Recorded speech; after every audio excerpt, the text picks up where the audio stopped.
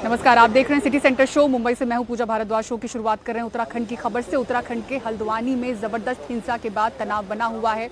हालांकि हालात नियंत्रण में हैं। आपको बता दें कि अब तक 2 लोगों की यहां मौत की खबर है। 300 से ज्यादा लोग घायल हुए हैं, जिनमें सबसे ज्यादा संख्या पुलिस वालों और पत्रकारों की है। उत्तराखंड के मुख्यमंत्री पुष्कर सिंह धामी भी आज हल्द्वानी पहुंचे। उन्होंने हिंसा में घायल पुलिस वालों और पत्रकारों का हाल जाना। हालात पर काबू पाने के लिए हल्द्वानी में इंटरनेट बंद कर दिया गया है। उत्तराखंड पुलिस के साथ पैरामिलिट्री फोर्स को भी तैनात कर दिया गया है। आसपास के इलाकों की पुलिस भी हाई अलर्ट पर है। उत्तराखंड के डीजीपी ने कहा है कि हिंसा में शामिल लोगों की पहचान की जा रही है और उन पर एनएसए लगाया जाएगा।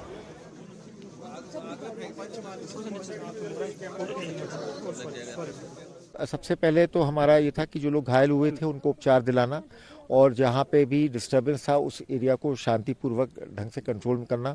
तो जो अभी कर्फ्यू कल लगाया गया था उससे मैं समझता हूँ काफ़ी हद तक स्थिति नियंत्रण में आ गई है। अब इसके बाद जो हमें पुलिस की कार्रवाई करनी है वो कार्रवाई की जाएगी। जैसा मैंने बताया, लोगों को चिन्हित किया जाएगा और इनके खिलाफ सख्त से सख्त जो हमारा एनएसए है, नेशनल सिक्योरिटी एक्ट, उसके तहत इनके खिलाफ कार्रवाई की जाएगी। और हल्द्वानी हिंसा में घायल हुए लोगों ने एनडीटीवी को अपना आंखों देखा हाल बताया। उनसे बात की हमारे सहयोगी रविश रंजन शुक्ला ने। राजकुमार जी, सर में चोट लगी है? जी हाँ, यहाँ चोट है। अच्छा, क्या हुआ था, कैसे? सर पत्थर मार रहे थे वहाँ पे। हाँ। काफ़ी लोग हमारे पुलिस स्टाफ भी थे, उनके भी चोटें लगी हैं। हम सफाई कर्मचारी हैं, हम लोगों को भी चोटें लगी हैं वहाँ पे। अच्छा, तो आप लोग वहाँ पर थे आक्रमण हटाने के दौरान? आप लोग भी मौजूद? जी जी, यहाँ पे भी हम लोग थे। हम सभी लोग वहीं थे। पैर में फ्रैक्चर है, पूरा पैर यहाँ से बिल्कुल ये है हुआ पत्थर। क्या था सर, कुछ बताइए। ये सर ऐसा था कि वहाँ पर एक नगर निगम की भूमि में अवैध निर्माण था, तो उसको तोड़ने के लिए वहाँ पर फोर्स गया हुआ था और सारे हमारे उच्च अधिकारी वहाँ मौजूद थे। तो उसका उनको, जबकि उनको मौका भी दिया गया था, आप इसमें अपना कोर्ट में जो भी आपने इसके कागजात वगैरह पेश करो, उनने कुछ करा नहीं। उसके बाद फोर्स जब उसको गई है वहाँ पर, सभी नगर निगम के कर्मचारियों के साथ उनकी सुरक्षा के लिए जब वहाँ गए, तो उन्होंने हमको ही घेरा बना के हमें ही मारना शुरू कर दिया। हम ही लोगों पर पथराव करा। हमारे तो काफ़ी लोगों को चोटें आई है, काफ़ी लोगों को इसमें परेशानी हुई है। मैम, कैसे, कहाँ चोट लगी आपको? वहीं मलिक के बगीचे के बाहर एकदम से पथराव आ गए थे, तो पथराव में सब भगदड़ हो रही थी। भगदड़ में मैं एक गली के अंदर गई तो वहाँ सारे लोग मेरे पीछे आ गए थे, हथियार थे उनके पास। उन्होंने कहा इनको काट दो, मार दो। मैंने कहा जो करना है कर लो, मार दो। मैं भागी नहीं, लेकिन पत्थर ऊपर से आ रहे थे तो इधर इधर सब जगह पत्थर पड़े। हेलमेट की वजह से सर बच गया, उसकी वजह से। तो फिर एक कोई 2 लोग थे, उन्होंने बोला कि मैडम आपका हाथ जोड़ते हैं। यहाँ पे एक घर के अंदर मुझे थोड़ा देर के लिए, मैं 1 घंटा 2 घंटा वहाँ रही। उसके बाद अपने पुलिस वाले साथियों के साथ आके, हमारे एसएसपी महोदय भी थे, उनके पीछे पीछे हम लोग बनबुलपुरा थाने आए। तो वहाँ देखा तो हमारी गाड़ियाँ वाड़ियाँ सब जला दी थी। हमारी महिलाएं बहुत घायल हुई है, पुरुष घायल हुए हैं, हाथ पाँव सभी लोग इंजर्ड बहुत हुए हैं। और गंभीर रूप से भी घायल नहीं क्या? बहुत लोग हैं जिनके पैर, एक आदमी का पैर भी कटा है। बहुत लोग हैं क्योंकि अंधेरा भी हो चुका था। किसी को तो सब अलग अलग जगह हमारी महिलाएं फंसी हुई थी, किसी के घरों में 4-4 घंटे उनको फोर्स निकाल के लाई। पुलिस प्रशासन की फोर्स गई, उनको निकाला। हल्द्वानी के बनफूलपुरा में हिंसा के दौरान पिता पुत्र की मौत हो गई। 45 साल के जाहिद अपने बेटे के लिए दूध लाने जा रहे थे, हिंसा का शिकार हो गए। पिता की तलाश में जब बेटा उनके पास पहुंचने की कोशिश कर रहा था, गोली लगने से उनकी मौत हो गई। उनके रिश्तेदार से बात की हमारे सहयोगी रविश रंजन शुक्ला ने। बनफूलपुरा में हुए हिंसा में जाहिद और उनके बेटे अनस की मौत हो गई है। उनके ताऊ हैं अनस के, उनसे हम बात करते हैं। ये कैसे ये वाकया हुआ? सर, ये दंगे चल रहे थे। हमारा भाई दुकान पे से आया था काम कर, काम करते करते जो है उसके बच्चे को दूध, बच्चा है एक छोटा लड़की का, 1-2 महीने का होगा। तो उसके लिए दूध को तलाशने गया था, कहीं मिल जाएगा तो ठीक है, बच्चा ऊपर का दूध पीता हो। तो वो आया इधर को, तो उसको पता नहीं था कि ऐसा हो रहा है यहाँ पे। उन्होंने सोचा दूध तो मैं ले जाऊँगा कहीं ना कहीं से ढूंढ के। अब जैसे वो आगे चौराहे में आया 17 नंबर के, तो उधर से उसका लड़का भी आवाज़ देता हुआ, लेकिन उसने भीड़ भाड़ में उसकी सुन नहीं पाया। तो इधर की डेयरी बंद थी, वहीं 17 नंबर चौराहे पे एक डेयरी है, वो बंद थी। तो आगे को निकल गया, आगे की देख लो। तो आगे जाके जो है वो इधर को निकल गया। उसका लड़का जब तक चौराहे में आया तो इधर उसके लड़के के पुलिस वालों ने गोली मार दी, उधर उसके मार दी जाहिद के। अच्छा, तो अनस दोनों बाप बेटे एक ही जगह पर थे हाँ कि अलग अलग? अलग अलग थे, करीब 200-300 मीटर का फासला था बस। अच्छा, हाँ और ये जाहिद बस आवाज़ लगा रहा था, वो सुन नहीं पाया उसकी आवाज़। अच्छा, उनके पिताजी हाँ वो सुन नहीं नहीं पाया आवाज़। पाए। और ये जाहिद और अनस के बारे में बताइए, क्या करते, काम क्या करते थे? ये अनस पढ़ाई करता था किस में था? सर, इस बारे में मुझे पता नहीं अच्छा, है। और जाहिद साहब जाहिद यहाँ छड़ेल में काम करते हैं, 60 एडर्स में।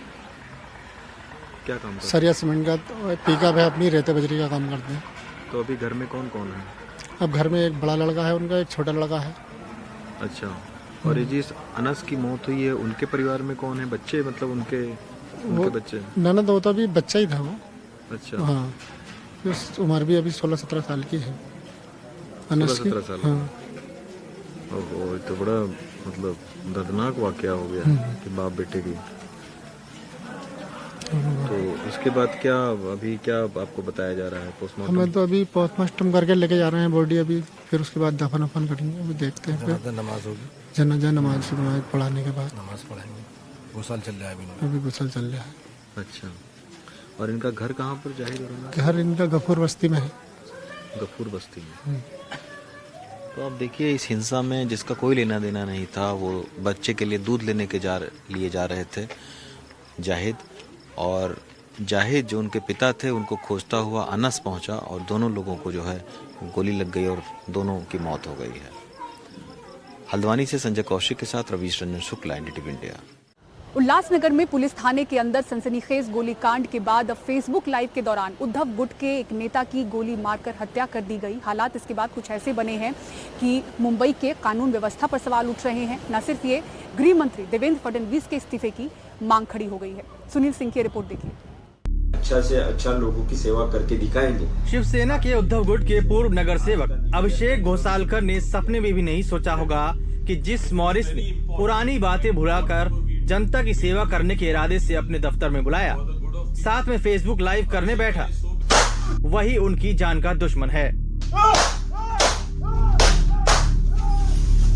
मुंबई के बोरीवली में कल गुरुवार की शाम को 7:30 बजे इस दफ्तर में, जो कि मॉरिस नरोना का दफ्तर बताया जा रहा है, यहाँ पर फेसबुक लाइव के दौरान शिवसेना उद्धव बाला साहब ठाकरे गुट के पूर्व नगर सेवक अभिषेक घोसालकर की हत्या कर दी गई। उन्हें गोली मार दी गई और गोली मारने वाला शख्स कोई और नहीं था, उनके साथ लाइव पर बैठा ये मॉरिस नरोना ही था।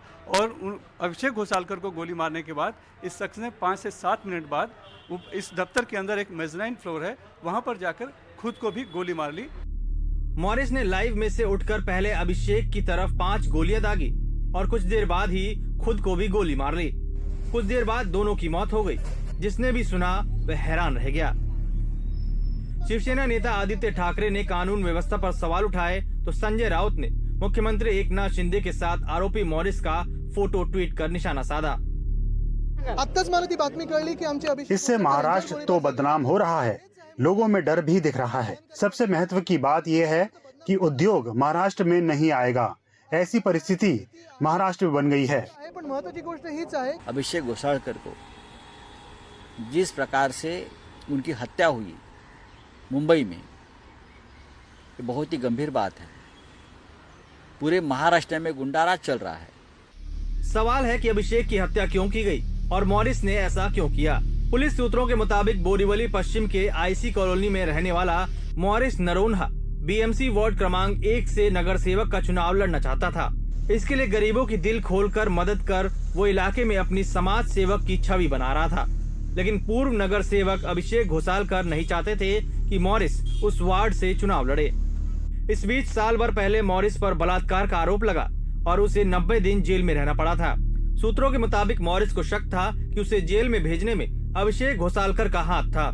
बताया जाता है कि इसी बात को लेकर दोनों में अनबन थी, लेकिन 1 महीना पहले दोनों में ही सुलह हो गई थी और मॉरिस ने अभिषेक घोसालकर परिवार के स्वागत का बैनर भी लगाया था। अभिषेक घोसालकर के सहयोगी लालचंद पाल ने बताया कि गोलीबारी के कुछ मिनट पहले इलाके की बिजली चली गई। उसके कुछ देर बाद ही उसने गोली चलने की आवाज सुनी तो लाइट गई और लाइट 5 या 7 मिनट में फिर लाइट आ गई। और लाइट आने के बाद में जैसे मैं रोड क्रॉस करके उस तरफ खड़ा हुआ और जोर से फायरिंग की आवाज आई। फायरिंग हुई, ब्लास्ट हो गया और अभिषेक बाहर आके होटले भी गिरा और मैं मोरिस के हाथ में फिर रिवॉल्वर देखा और रिवॉल्वर आवाज किया। जब अभिषेक सर गिरे तो भी वो रिवॉल्वर ऐसे पकड़ा हुआ था हाथों में। इधर राज्य में कानून व्यवस्था पर उठते सवाल पर गृह मंत्री देवेंद्र फडणवीस ने इसे आपसी रंजिश का नतीजा बताते हुए विरोधियों को इस पर राजनीति न करने की हिदायत दी है। यूबीटी के नेता अभिषेक घोसाळकर, इनकी जो हत्या हुई और हत्या के बाद जिन्होंने हत्या की वो मॉरिस, इन्होंने भी अपने आप को गोली मार ली। ये पूरी घटना बहुत गंभीर है। इस प्रकार से एक युवा नेता की मृत्यु होना ये दुखद है, किंतु इसको कानून व्यवस्था के साथ जोड़कर और उस पर राजनीति करना ये भी बहुत दुखद है।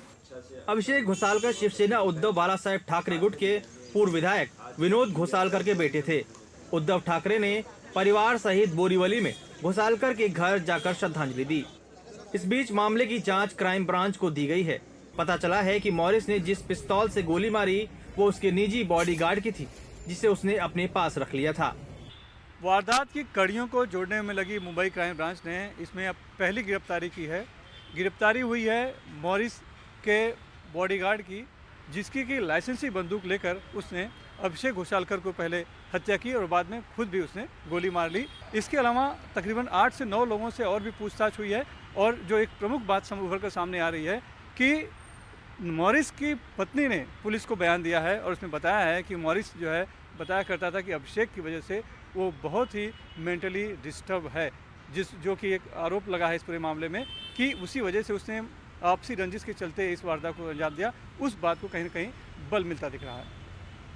मुंबई से कैमरामैन संदेश के साथ सुनील सिंह, एनडीटीवी इंडिया के लिए।